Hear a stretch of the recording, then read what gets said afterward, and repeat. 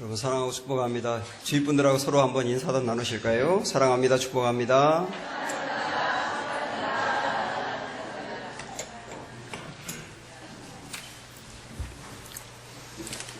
네, 60대 남성과 여성들에게 질문을 했답니다.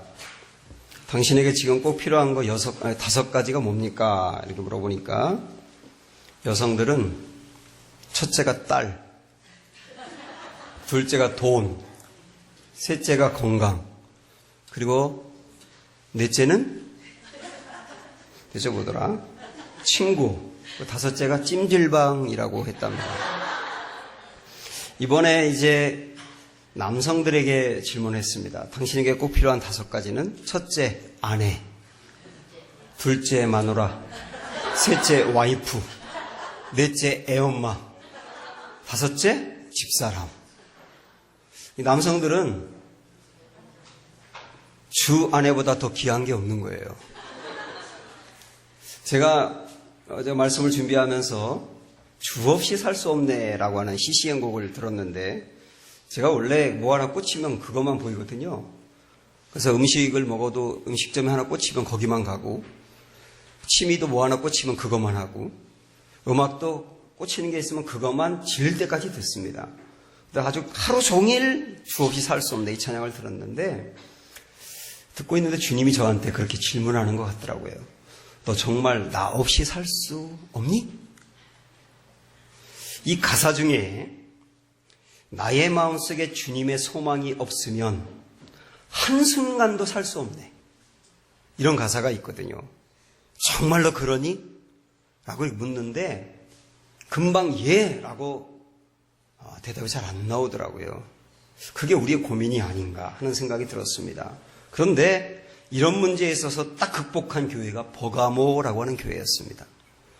버가모라고 하는 도시는 교육이 발달했기 때문에 이 기록을 보니까 깜짝 놀란 게 뭐냐면 2000년 전인데도 불구하고 이때 당시에 도서관에 책이 20만 권이 있었다는 거예요. 그렇게 어마어마한 책이 있을 수 있었던 것은 이 지역의 양피지 기술이 발달했기 때문입니다. 이때 당시에는 보통 파피루스에다가 글을 썼는데 이 지역에서는 양피지에다가 글을 쓸 정도로 발달한 거죠. 그걸 팔아가지고 또 돈도 많이 벌었겠지요. 그리고 이 버가모는 의학도 발달을 했습니다. 이때 당시에 의과 대학도 있었고요. 그리고 갈렌이라고 하는 유명한 의사를 배출한 지역이기도 하고, 또 깜짝 놀란 게 뭐냐면 2000년 전인 이때에 이미 음악 치료가 있었다고 합니다. 심리치료, 음악치료, 목욕치료, 식이요법을 통해서 사람들의 병을 고치는 이런 아주 발달된 의학이 있었던 때가 있었던 곳이 버가모라고 하는 곳이었습니다. 이 교육이나 의학뿐 아니라 종교의 도시이기도 했는데, 이 버가모는 이렇게 가파른 언덕 위에 형성된 도시였거든요. 근데 그 언덕 위에 6개의 신전이 자리 잡고 있었습니다. 그리고 가장 중요한 게 제우스 신을 섬기는 신전이었고요. 그래서 이 버가모 사람들은 제우스 신을 자기들의 수신처럼 여기고 있었습니다. 그리고 이 신전에 가서 제사를 드린 다음에 남자들이 제사를 드리고 나면 그 신전에서 봉사하는 여자들, 이들을 여사제라 그랬는데 그 여자 사제들과 함께 아주 음란한 일종의 섹스 파티가 벌어지는 게 이때 당시의 관례였고요. 그래야 신이 자기들에게 복을 준다라고 생각을 하고 있었습니다. 가끔 이 브라질에 보면 카니발 축제라고 있지 않습니까? 이 카니발 축제가 옛날에 여자 신이었던 카르라고 하는 신을 이렇게 섬기는 일종의 제사 방법인데, 이때도 카르 신을 섬긴 다음에 여자 사제들과 남자들이 거기서 막 뒤엉켜가지고 음란한 짓을 벌이고 그랬는데 그게 발달해서 카니발 축제가 된 겁니다. 제가 이것을 알고 난 다음부터 카니발은 절대 안 타잖아요. 하여튼 이게 이때 당시도 그렇고 카르 신을 섬길 때도 그랬는데, 이런 방법으로 제사를 드리는 아주 우상숭배가 성행한 도시였고, 그 다음에 로마의 황제를 특별하게 섬기다 보니까 황제를 신처럼 숭상하는 그런 도시였습니다. 그러니까 이 버가모라고 하는 곳은 아주 골수까지도 우상숭배가 배어있는 곳이었다, 그렇게 보면 됩니다. 이곳을 두고 오늘 말씀에서 뭐라고 하느냐 하면 사단의 권자다, 이렇게 표현합니다. 13절 보실까요? 시작. 내가 어디에 사는지를 내가 아노니 거기는 사탄의 권자가 있는 데라. 버가모라고 하는 것은 사탄의 권자라고 표현하고 있습니다. 우상숭배가 뼛속까지 들어가 있는 곳이었고 의학과 교육이 발달하다 보니까 지성인들이 많은데 이 지성인들이 예수를 받아들이지 않고 있고, 그리고 문화가 발달하고 그리고 화려한 도시다 보니까 예수님이 별로 필요 없어 보이는 곳, 그게 바로 버가모였다, 이렇게 볼 수가 있는 겁니다. 거기에 조그마한 교회 하나, 버가모 교회가 자리 잡고 있었으니까 이 교회에 다니는 교인들은 신앙생활하는 게 절대로 만만치 않았을 거예요. 어찌 버가모뿐이겠습니까? 오늘날도 이 세상이 어떤 의미로 보면은 사단의 권자 같아요. 사단이 딱 잡고 있어서 어떤 때는 신앙생활을 못하도록 위협하기도 하고 어떤 때는 뱀처럼 미혹하기도 하는, 이 두 가지 방법을 적절히 사용하면서 성도들의 신앙을 끌어내리고 예수님께 집중하지 못하게 만들고 신앙생활을 흐트러뜨리는 게 요즘 시대 아닙니까? 여러분, 지난주에 보도를 통해서 보셨습니다마는 미국의 오리건주에서 26살 머서라고 하는 청년이 한 대학교에 난입을 해서 총기 난사를 통해 10명 이상이 죽고요, 20명이 부상을 당하는 끔찍한 일이 있었습니다. 제가 쭉 읽어보니까 이 친구가 한 교실에 들어가서 공부를 가르치고 있는 교수를 총으로 쏴서 죽이고, 그 다음에 학생들에게 기독교인 일어나라고, 그 다음에 한 사람 한 사람에게 물었다는 거예요. 너 기독교인이야? 다시 말하면 너 예수 믿어? 그가 믿는다고 말하면 머리에다 총을 쏴서 죽이고, 예수를 믿는다고 하지 않고 나 아니라고 말하거나 아무 말 하지 않으면 다리에 총을 쐈다는 겁니다. 그래서 아니라고 말하고 죽어간 사람이 20명이고 나 예수 믿어라고 말하고 죽어간 사람이 10명이 넘는 거예요. 저는 이 총기 난사가 있었던 것도 충격이었습니다만은 그 20대 초반의 젊은 청년들이 너 예수 믿어? 그러면 예스라고 말하고 죽어갔다는 게 충격이었어요. 옆에 있는 친구가 총 맞아 죽은 걸 봤어요. 나도 예스라고 말하면 1초 후에 죽는 거예요. 그런데도 10명이 넘는 그 청년들이 예스, 그러면서 죽어갔다는 겁니다. 이게 저에게 굉장히 충격이었어요. 그들이 믿는 예수님과 우리가 믿는 예수님이 다르지 않지 않습니까? 그들에게는 정말 예수님이 주 예수보다 귀한 게 없었던 거예요. 그리고 그들이 믿는 천국은 허상이 아니고 실제였던 겁니다. 이렇게 내용은 다르지만은 지금도 예수 믿는 것을 위협하는 사단의 세력이 있단 말이죠. 우리나라에도 총을 갖다 대면서 예수 믿어라고 말하는 사람은 없겠습니다만은, 그러나 지금도 반기독교적인 정서가 너무나 강해서 기독교인들을 세상에서도 끌어내리고 모욕하고 위협하고 불이익을 주려고 하는 사람들, 그런 것을 재미로 삼는 사람도 있고 그것을 마치 사명처럼 여기는 사람들도 즐비합니다. 이런 곳에 우리가 살기 때문에 이 세상도 사단의 권자라고 할 수가 있습니다. 어떤 경우는 이 세상의 문화라고 하는 이름으로, 그리고 이 세상의 가치관이라고 하는 이름으로 이미 예수님을 믿고 있는 성도들의 마음을 흔들어 놓고 하나님에게서 점점 멀어지게 만드는 유혹도 얼마든지 많습니다. 이 모두가 다 사단의 권자라고 할 수가 있습니다. 이 사단의 권자에 살고 있는 버가모 교인들을 우리 주님이 칭찬합니다. 놀라운 칭찬이에요. 13절 보실까요? 시작. 내가 어디에 사는지를 내가 아노니 거기는 사단의 권자가 있는 데라. 내가 내 이름을 굳게 잡아서 내 충성된 종인 안디바가 너희 가운데 곧 사탄이 사는 곳에서 죽임을 당할 때에도 나를 믿는 믿음을 저버리지 아니하였도다. 이 칭찬합니다. 안디바라고 하는 사람은 이때 당시에 유명한 석공이었다고 합니다. 이 사람이 만드는 조각품, 돌로 만드는 조각품은 굉장히 비싼 가격으로 팔렸다 그래요.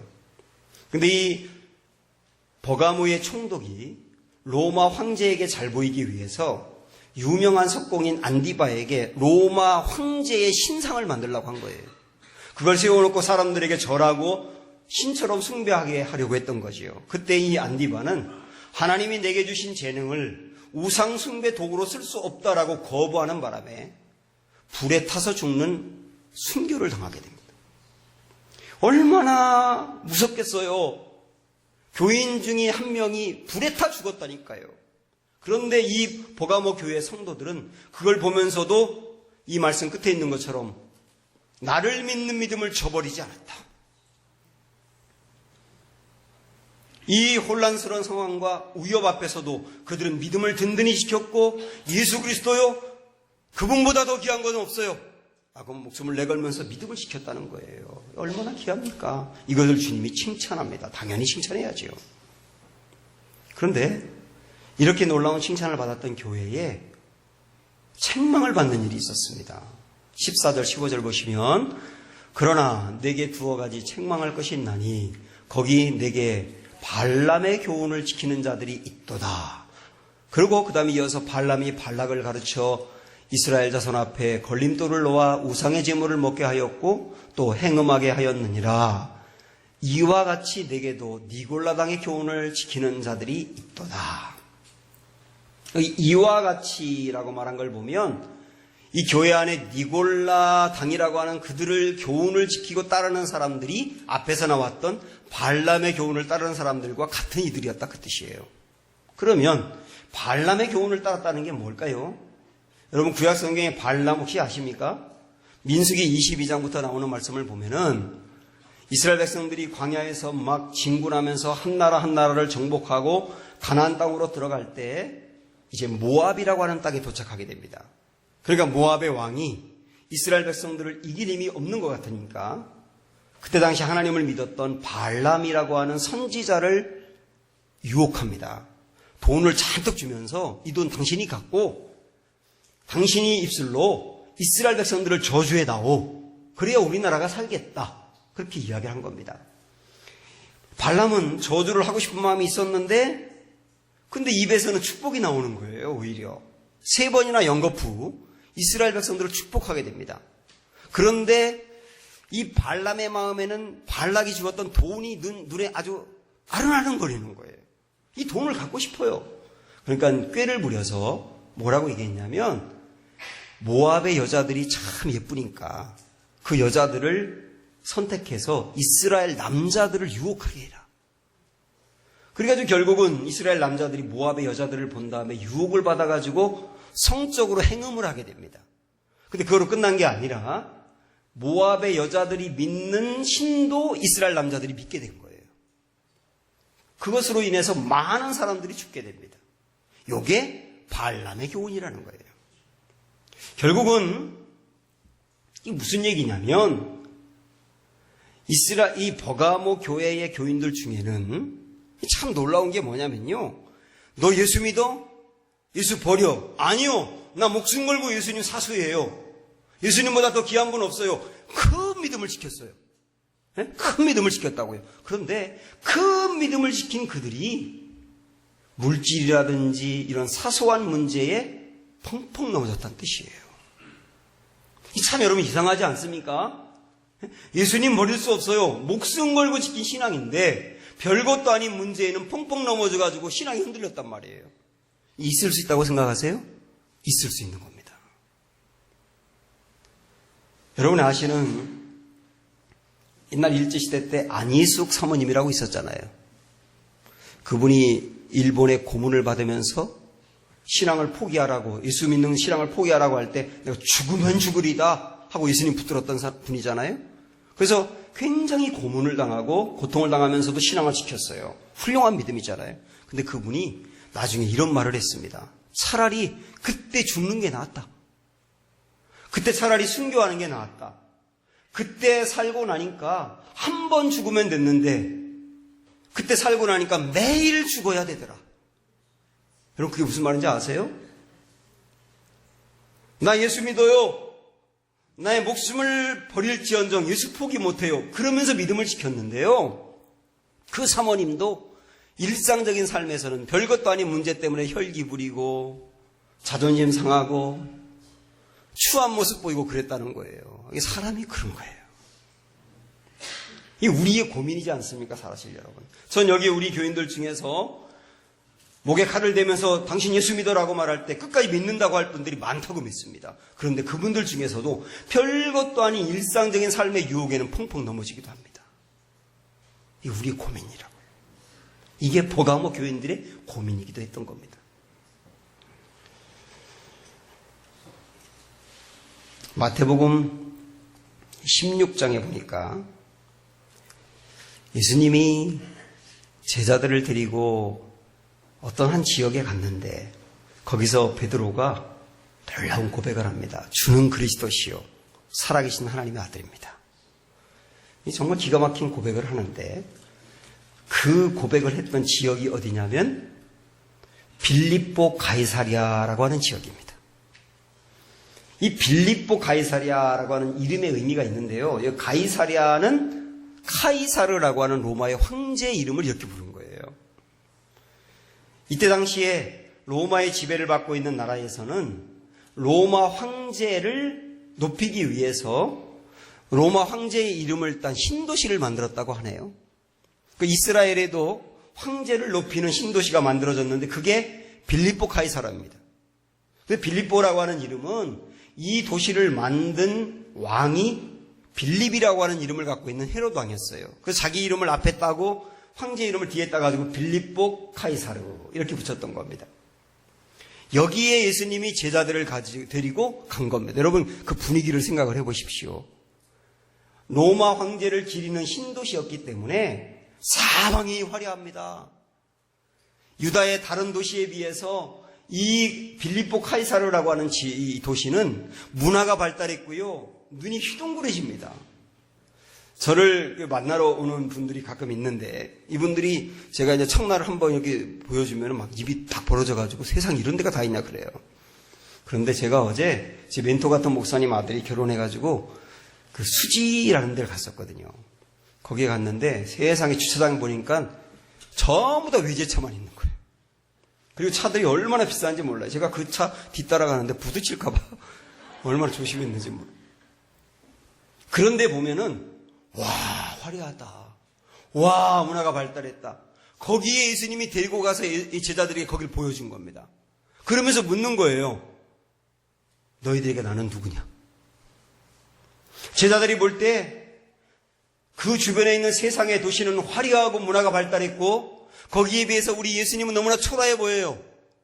그들이 입은 옷도 빌립보 카이사르에 살고 있는 사람들이 입은 옷과 비교하면 너무나 초라해 보입니다. 그곳에서 우리 예수님 묻는 거예요. 너희에게 나는 누구냐? 그때 베드로가 대답한 겁니다. 쉽게 말하면 이런 대답이에요. 예수님, 사방을 둘러보니까 정말 화려합니다. 그러나 세상이 아무리 화려해도 저의 주인은 예수님입니다. 예수님이 저의 주인이고 예수님이 나의 하나님입니다. 이 세상의 화려한 것 때문에 예수님이 지금 당장은 초라해 보여도 그래도 나의 주인은 예수님입니다. 사랑하는 여러분, 우리를 둘러싸고 있는 이 사방이 화려하고 사단의 권자 같아서 우리의 신앙을 막 흔들고 있고 주 예수보다 귀한 분은 없네라고 하는 고백이 나오기도 하지만 어떤 때는 주 예수보다 귀한 거 되게 많네. 주 예수가 없었다면 차라리 좋겠네. 이렇게 생각할 때도 많지 않습니까? 그 시대에서 그 상황에 살고 있는 우리에게 주님 묻는 거예요. 예수님 물으세요. 너희에게 나는 누구냐? 여러분 뭐라고 대답하시겠어요? 예, 아무리 세상이 화려해도요. 제 주인은 예수님. 예수님밖에 없습니다. 이 고백이 우리의 고백이 되기를 축복합니다. 그러나 버가모 교인들은 그 화려한 사단의 권자 앞에서 큰 믿음을 지켰지만 작은 믿음에는 펑펑펑 넘어지고 있었단 말이죠. 그러면 여러분, 아무리 사단의 권자가 화려해도 왜 우리 예수님이 우리의 주인이 될까요? 우리 예수님이 우리의 주인일 수밖에 없는 이유가 있어요. 16절 보실까요? 시작. 그러므로 회개하라. 그리하지 아니하면 내가 내게 속히 가서 내 입의 검으로 그들과 싸우리라. 사소한 문제들 때문에 넘어지며 신앙이 흔들리는 이들에게 우리 주님이 회개하라 말씀하십니다. 우리도 회개해야 합니다. 그러면서 하실 말씀이 뭐냐면 내 입의 검으로 그들과 싸우리라. 우리 주님의 입에는 검이 있다는 거예요. 근데 이 검이 어떤 검일까? 12절로 앞에 가보시면 이런 검입니다. 시작. 버가모 교회의 사자에게 편지하라. 좌우에 날선 검을 가지신 이가 이르시되. 우리 주님의 입에는 검이 있다고 했는데 그 검은 어떤 검이라고요? 좌우에 날선 검이 있다고요. 이게 무슨 말일까요? 버가모를 다스리고 있는 총독, 그리고 그 위에 로마의 황제, 그들에게도 검이 있습니다. 검이 있다는 말은 사람을 죽일 수도 있고 살릴 수 있는 생사여탈권이 있다는 뜻이에요. 그러나 우리 주님 말씀하는 겁니다. 아무리 버가모의 총독과 로마의 황제에게 힘이 있고 사람을 죽일 만한 검이 있다 하더라도 그들이 갖고 있는 검은 한쪽밖에 없다. 다시 말하면 육체는 죽일지 모르지만 그것으로 끝이다. 그러나 우리 주님의 검은 어떤 검이라고요? 좌우에 날선 검이다. 그 말은 뭘까요? 우리 주님이 갖고 있는 검은 사람의 육신뿐만 아니라 영혼까지도 어찌할 수 있는 힘이 있는 검이다. 다시 말하면 우리의 육체만 어찌할 수 있는 사람을 두려워하지 말고 우리의 영혼까지도 살리기도 하고 죽일 수도 있는 예수님을 두려워해라. 그런 얘기입니다. 우리 예수님은 다시 말하면 검이 있다고 하는 말은 심판의 권한이 있다 그 뜻이에요. 아까 이 버가모 교회 교인들 중에 니골라당의 교훈을 따르는 자들이 있다고 했는데요. 니골라당에 빠져 있는 사람들은 심판이 없다고 말했습니다. 심판 같은 거 없어요. 이 땅이 전부예요. 그러니까 마음대로 사세요. 그러니까 이 니골라당에 빠진 사람들은 막 음란하게 살고 이 육체로 죄를 짓는데 전혀 거리낌이 없었어요. 왜? 심판이 없다고 생각하니까. 원래 사람들은 심판이 없다고 생각하면 방만하게 살게 되어 있습니다. 그러나 성경은 분명히 말씀합니다. 히브리서 9장 27절에 보면은 시작. 한 번 죽는 것은 사람에게 정해진 것이요 그 후에는 뭐가 있다고요? 심판이 있으리다. 심판이 있다. 이 심판이 있다는 것을 진짜 여러분 믿고 이 히브리서 9장 27절의 말씀을 믿는 분들은 절대로 삶이 방만할 수가 없어요. 심판이 있는데 어떻게 그렇게 삽니까? 그 예수님이니 그 예수님보다 귀한 분이 없다 그 말이에요. 그런데 우리 예수님이 가장 귀하다고 여길 수 있는 게 단지 심판이 있기 때문만은 아닙니다. 요한복음 4장에 보면은 우리 예수님이 사마리아의 한 우물가에 가시거든요. 거기서 어떤 여인을 만납니다. 그 여인과 대화하면서 당신 남편 좀 데려오시오. 그러니까 이 여인이 남편 없어요. 그러니까 우리 예수님이 남편이 없다는 말이 맞죠. 당신 남편 5이나 있었고 지금 6번째 살고 있는데 다 진짜 남편은 아니었죠.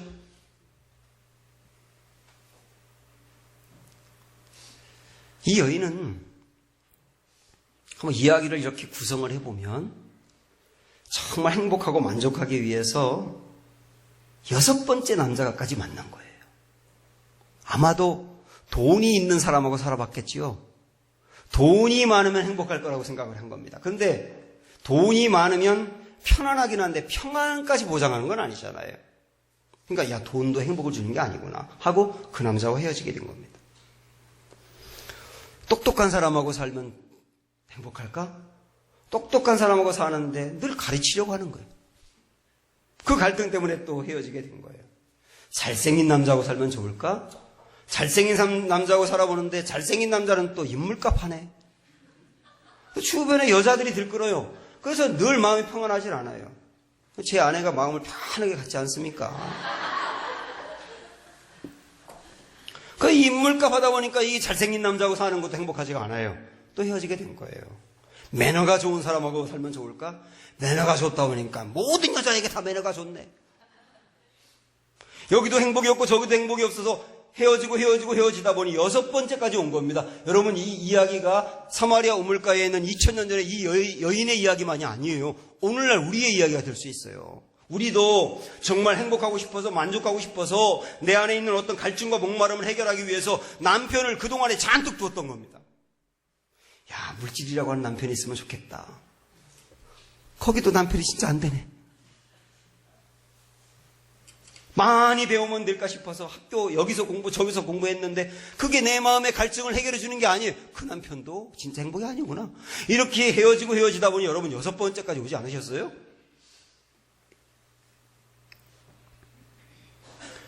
그 남편들이 나에게 진짜 행복을 주거나 목마름을 해결해 주거나 만족을 주는 게 아닌데도 불구하고 지금도 또 다른 남편을 찾아다니면서 껄떡거리잖아요.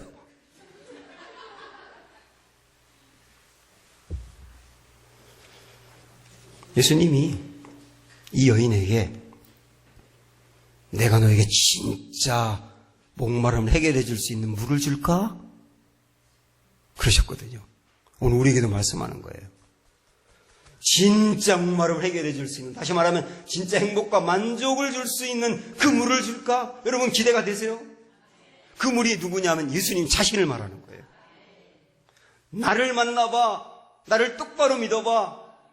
나와 늘 교제해봐. 그러면 이 예수님이 내게 영혼의 만족을 주며 갈증을 해결해 주며 진짜 만족과 행복을 준다는 거예요. 이 여인은 그 예수님을 만났어요. 그러니까 진짜 남편 아무리 두어도 만족하지 못했던 그 만족이 예수님 만나면서 채워졌거든요. 마을로 달려가서 예수님 만나보세요. 여러분도 만나보세요. 이야기하지 않습니까? 왜? 자기가 만족하니까. 오늘 주님이 이 여인에게 했던 질문을 오늘 우리에게 한다고 생각하시면서 요한복음 4장에 있는 이 질문 여러분 들어보세요.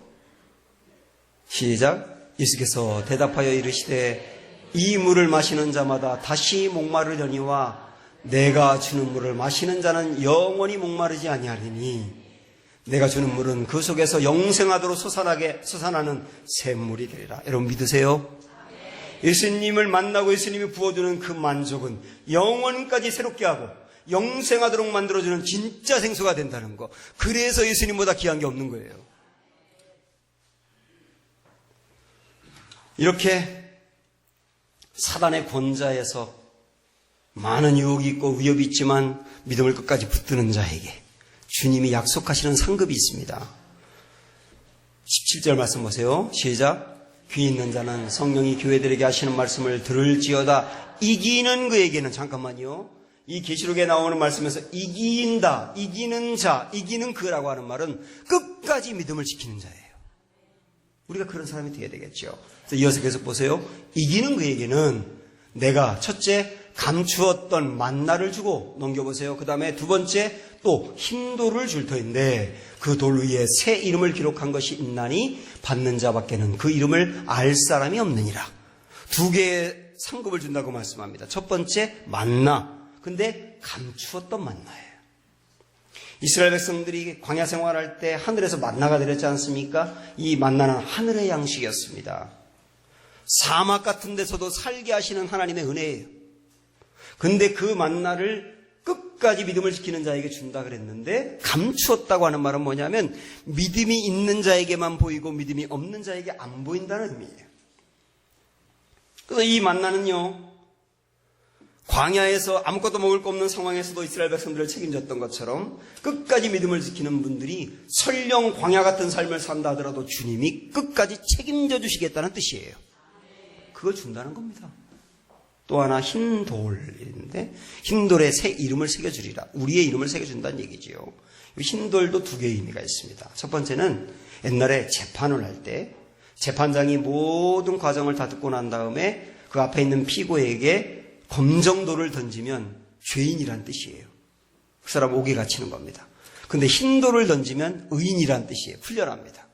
여기서 흰돌에 새 이름을 새겨준다는 말은 우리 주님이 우리를 의인으로 여겨주신다 그 말이에요. 언제요? 하나님 나라에서요. 또 하나 두 번째 의미는 뭐냐면 이 돌은, 흰돌은 잔치집에 들어갈 수 있는 고난을 말하는 거예요. 옛날에 아주 부유한 귀인들이 잔치를 벌이면 아무나 들어갈 수 있는 게 아니고 문 앞에서 그 사람에게 흰돌을 주면 그걸 갖고 들어갔다고 합니다. 하나님 나라에서 흰돌에 내 이름이 새겨져서 이기는 자는 그리스도의 신부가 되어 하나님 나라에서 잔치에 들어가게 되리라. 하나님 나라 영광을 누리게 되리라. 이런 말입니다. 이런 은혜가 우리에게 있어야 되지 않겠습니까? 제가 아주 귀하게 여기는 책 한 권을 여러분 소개하고 싶은데 조선회상이라고 하는 책이에요. 이 책은 옛날 우리나라가 처음 선교사들이 막 들어올 때 당시의 이야기를 그리고 있는데, 카나다에 윌리엄 제임스 홀이라고 하는 그 의사가 있었습니다. 젊은 의사인데 이 사람이 의사가 되고 난 다음에 선교사로 부름을 받습니다. 그래서 신학을 공부해가지고 의사이면서 목사가 되어서 조선 땅을 밟아요. 갓결혼한 젊은 사람이었어요. 근데 한국 땅에 와가지고 평양 지역에서 환자들을 고치며 복음을 증거했는데, 청일 전쟁이 일어나 사람들이 막 평양을 떠날 때 이 사람도 떠날 수 있는데 그 자리를 지킵니다. 사람들이 가자고 하니까 의사는 환자가 있는 곳에 있어야 한다. 내가 돌보던 환자들이 여전히 여기 있는데 내가 어디를 가냐? 그러면서 그 환자들을 끝까지 돌보았는데, 안타깝게도 전염병이 옮겨 붙어가지고 결국 조선에 온 지 2년 만에 순교를 당하게 됩니다.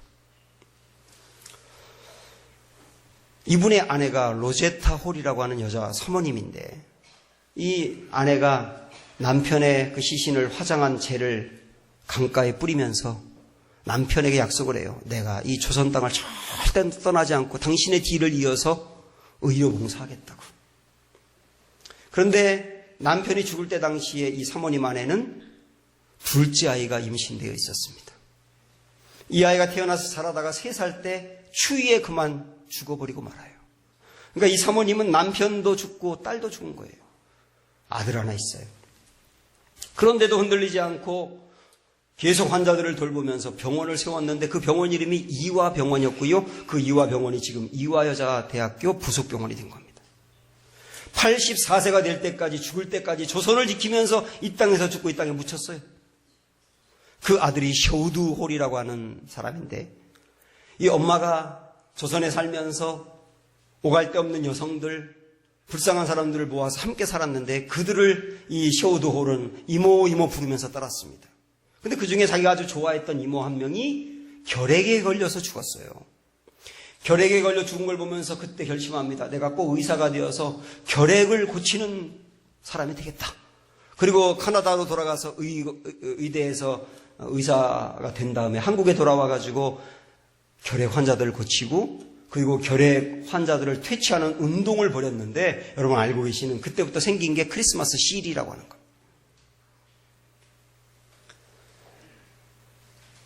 이때 당시에 일제가 한국에서 선교사들을 추방해야지 되겠다 판단해가지고, 그냥 추방하면 안 되니까 그들이 세운 학교나 병원이 시설이 미비하다는 이유로 다 철거해라, 이렇게 엄포를 놨습니다. 그때 이 선교사들이 어떻게 했는지 아세요? 자기들이 갖고 있는 돈을 다 쏟아서 미비한 시설을 보충하기 시작합니다. 그것으로 안 되니까 자기들을 파송한 교회에 편지를 보내고 친구와 친척들에게 편지를 보내서, 우리가 세운 이 학교가, 우리가 세운 병원이 이게 철거되게 생겼으니까 돈 좀 보내다오. 그래가지고 그분들이 선교원금을 보내가지고, 그래서 병원이 무너지지 않고 학교가 무너지지 않았는데, 그때 무너지지 않은 병원 중에 하나가 세브란스 병원인 거예요. 이 선교사들과 후원하는 사람들이 없었다면 지금의 이 연대에 있는 세브란스 병원은 무너지고 말았을 거예요. 멜버른이라고 하는 초등학교를 다니고 있는 아이가 있었어요. 초등학생이라고 여러분 생각을 해보세요. 근데 어느 날부터 엄마 아빠가 밥을 안 먹는 겁니다. 금식을 하는 거예요. 그래서 물어봤어요. 왜 엄마 아빠는 밥을 안 먹고 금식하냐고. 그랬더니 이 엄마 아빠가 들려주는 말이 뭐냐면, 내가 아는 선교사님이 저 멀리 조선이라는 곳에서 선교하고 있는데 학교를 세워야 되는데 돈이 없대. 근데 내가 돈을 가진 게 없으니까 금식을 해서 모은 돈을 보내주려고 그래. 그 이야기를 들으니 초등학교 아이가 학교에서 친구들에게 이야기를 한 거예요. 그러니까 놀랍게도 이 친구들과 이 아이가 금식을 했네. 초등학교 아이가 성경권 보내겠다고. 그래서 보내서 만들어진 학교가 군산에 있는 멜버른 학교라고 하는 것이. 이렇게 해가지고 병원과 교회를 살리고 학교를 살리면서 지금까지 우리나라가 이렇게 온 것이 아니겠어요. 그분들은 편하게 살 수 있는데 편함을 포기하고 이 조선 땅에 전염병도 많고 위협도 많은 이곳에 와서 목숨을 내걸면서 주 예수보다 귀한 분 없다고 그들이 받아들이고 그렇게 살고 전함으로 인해서 조선을 살린 거예요. 오늘 주님이 우리에게 묻습니다. 사단의 권자 같은 이 세상 속에서 우리의 신앙을 위협하는 일들이 오늘 예배 끝나고 집에 가기만 해도 시작이 될지 모르지만은, 그러나 그럼에도 불구하고 주 예수보다 귀한 분 없어요. 난 주 없이 살 수 없어요.